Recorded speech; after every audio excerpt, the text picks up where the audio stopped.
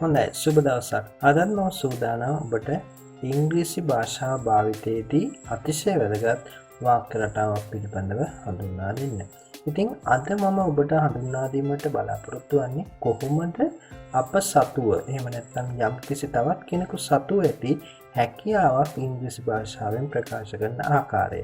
ඉතින් මේ වීඩියෝ එක සමග රැඳී සිටින්න. ඒ වගේම මේ වීඩියෝ එක සබ්ස්ක්‍රයිබ් කරන්නත් අමතක කරන්න එපා. ඉතින් මේ සඳහා අප භාවිතා කරනු ලබන විශේෂතම වාක්‍ය රටාවක් ලෙස හඳුන්වන්න පුළුවන් good at භාවිතය. good at භාවිතා කරන බොහෝ අවස්ථාවලදී අපි අපගේ හැකියාවන් ප්‍රකාශ කරන්න පුළුවන්. ඉතින් මුලින්ම මම ඔබට හඳුන්වා දෙන්න පුළුවන් මේක ආකාර දෙකකට අපිට අදහස් ප්‍රකාශ කරන්න පුළුවන් නාමපද භාවිතා කරමින් සහ ක්‍රියාපද භාවිතා කරමින්. ඉතින් නාමපදයක් භාවිතා කරමින් කොහොමද අපි අදහස් ප්‍රකාශ කරන්නේ කියලා බලමු මුලින්ම. ඉතින් අදහසක් ප්‍රකාශ කිරීමේදී good at වඩා මුලින්ම අපි කර්තෘ පදයක් භාවිතා කළ යුතුයි. ඊට පස්සේ good at භාවිතා කරලා ඊට පස්සේ අපිට නාම පදයක් භාවිතා කරන්න පුළුවන්. දැන් උදාහරණයක් වශයෙන් මම ක්‍රීඩාවට දක්ෂයි. මම අදහසක් ප්‍රකාශ කරනවා මම ක්‍රීඩාවට දක්ෂයි. ඉතින් මෙන්න මේ ආකාරයට භාවිතා කරන්න පුළුවන්. I am good at sports. I am good at sports. මම ක්‍රීඩාවට දක්ෂයි. ඒ වගේම තවත් උදාහරණ වශයෙන් මට අදහස් ප්‍රකාශ කරන්න පුළුවන්. I am good at maths. මම maths වලට දක්ෂයි. I am good at maths. I am good at cricket. මම cricket ක්‍රීඩාවට දක්ෂයි. I am good at English. මම ඉංග්‍රීසි භාෂාවට දක්ෂයි. මම ඉංග්‍රීසි වලට දක්ෂයි. මෙන්න මේ විදිහට අපිට good at සමග නාම පදයක් යොදලා අදහස් ප්‍රකාශ කරන්න පුළුවන්. අපගේ තියෙන දක්ෂතාවයක් ඕනම දක්ෂතාවයක්.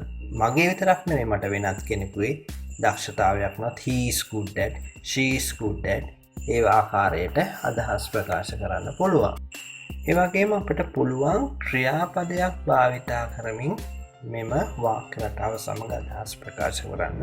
අපිට කියන්න පුළුවන් ඔහු ඔහුගේ ඇති දක්ෂතාවයක් ක්‍රියාපදයක් භාවිතා කරමින්. මෙන්න මෙහිදී අපි අනිවාර්යයෙන්ම ක්‍රියාපදයේ භාවිතා කිරීමේදී ක්‍රියාපදය ing ස්වරූපයෙන්, ඒ කියන්නේ ක්‍රියාපදය ඉංග්‍රීසි භාෂාවේ භාවිතයෙන් gerund ස්වරූපයෙන් තිබිය යුතුයි. මේ අවස්ථාවේදී ක්‍රියාපදයට ing එකතු කළ යුතුයි.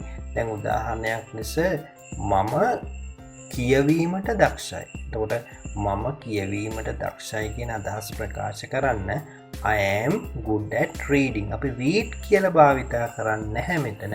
I am good at reading ක්‍රියාවේ gerund form එක I am good at reading. මම කියවීමෙහි දක්ෂයි. මම කියවීමෙහි දක්ෂයි. I am good at reading. ඒ වගේම අපිට භාවිතා කරන්න පුළුවන් මම දක්ෂයි ගීත ගායනයේදී. I am good at singing songs. I am good at singing songs. ඒ වගේම මම රංගපෑමේදී දක්ෂයි.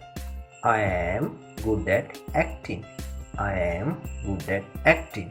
ඒ වගේම මට ප්‍රකාශ කරන්න පුළුවන් මම football ක්‍රීඩාවේ පාපන්දු ක්‍රීඩාවේ දක්ෂයි. I am good at playing football. I am good at playing football. ඊට පස්සෙ අපි තවත් උදාහරණ සාකච්ඡා කරමු. මම ඉංග්‍රීසි කතාවෙහි දක්ෂයි. I am good at speaking English. I am good at speaking English. මම ඉගෙනීමෙහි දක්ෂයි. I am good at teaching. I am good at teaching. මම ක්‍රිකට් ක්‍රීඩා කිරීමෙහි දක්ෂයි. I am good at playing cricket. මම පිහිනීමේ දක්ෂයි. I am good at singing. I am good at singing. මම ඇඳීමේ පින්තූර ඇඳීමෙහි දක්ෂයි. I am good at drawing. I am good at drawing. මෙන්න මේ ආකාරයට අපිට නාමපද සහ ක්‍රියාපද භාවිතා කරමින් මේ good at සමග අදහස් ප්‍රකාශ කරන්න පුළුවන්. ඉතින් ඒ වගේම දැන් මෙතන බොහෝ අවස්ථාවල මම භාවිතා කරේ I am good at. නමුත් අපිට පුළුවන් he is good at, she is good at, they are good at. ඔයගේ යාළුවෙක්ගේ නමක් භාවිතා කරන්න පුළුවන්. කිසියම් නමක් භාවිතා කරලා අදහස් ප්‍රකාශ කරන්න පුළුවන්. අන්න ඒ ආකාරයට වෙනත් කර්තෘපද සමගද මෙම ගුඩ්ඩැඩ් භාවිතා කරමින් ඔවුන්ගේ දක්ෂතාවයන් අපිට ප්‍රකාශ කරන්න පුළුවන්. මම හිතනවා මෙම කෙටි වීඩියෝ එකෙන් ඔබට මෙම පාඩම පිළිබඳව කිසියම් අවබෝධයක් ලබා ගන්න ඇති කියලා. ඉතින් අපි තවත් මෙවැනිම පාඩමක් තුලින් හමු වෙමු.